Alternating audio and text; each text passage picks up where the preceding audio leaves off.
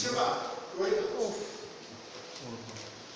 je m'appelle Alain Soiré, je suis le directeur général du Fonds de développement industriel et des PME et parallèlement président du comité de pilotage du Fonds d'appui aux entreprises EOGE.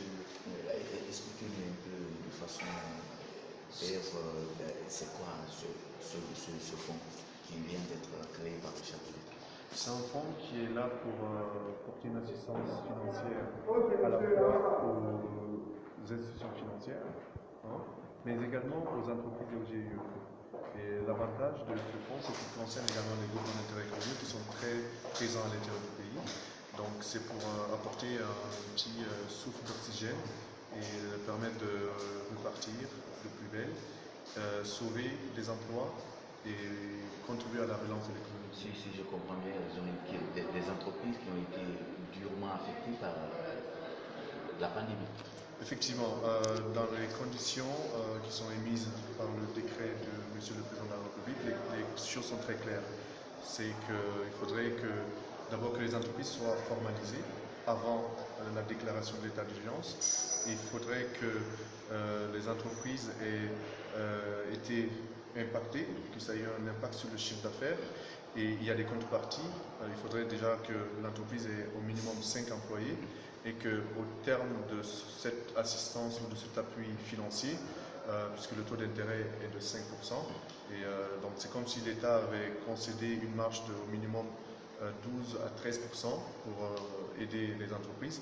Donc l'idée c'est de conserver les emplois. Donc il faudrait que les entreprises soient plus responsables et citoyennes en s'acquittant de leurs impôts, mais également en gardant au minimum 75% de leurs employés.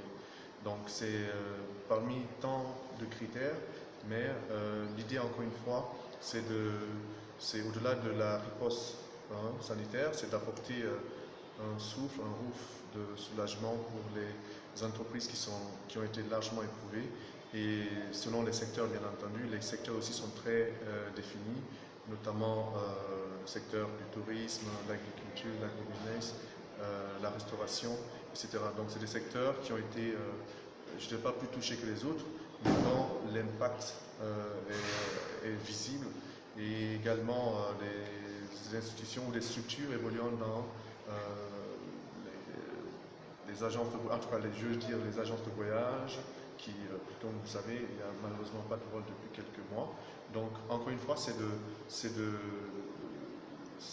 une volonté du chef de l'État de tendre la main au secteur privé guinéen pour dire voilà, l'État est là, l'État concède déjà des mesures ou des reports de paiement des charges fiscales ou parafiscales, et en plus de cela, il y a un fonds d'appui dédié aux entreprises et aux groupements d'intérêt économique qui est mis en place, qui est déjà opérationnel à compter de ce jour.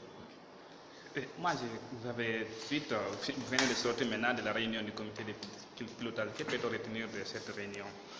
Ce qu'on peut retenir de cette réunion, c'est que le comité de pilotage est prêt. On est prêt à accéder aux attentes de nos mandataires, mais également des bénéficiaires. Donc l'idée qui a été retenue ici, c'est de s'activer dès aujourd'hui à tenir des réunions le plus fréquemment possible. Okay, l'idée en tout cas, c'est d'aller vite et bien, okay, allier efficacité et efficience dans l'exécution de cette mission. Bon, il y a une parité, il y a les représentants du secteur public, dont le ministère de l'Industrie des PME assume le secrétariat technique, donc la tutelle technique. Il y a le ministère des Finances pour la mobilisation des ressources, le ministère du Budget également.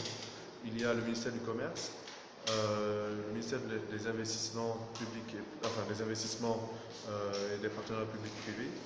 Et également, il y a l'association des professionnels de banque et les institutions de microfinance. Tout ça pour justement donner... et le patronat également est largement représenté. Donc c'est une parité 50-50, secteur public, secteur privé, parce que c'est une question d'intérêt général, d'ordre national. Merci beaucoup, monsieur. Merci, monsieur. C'est bon?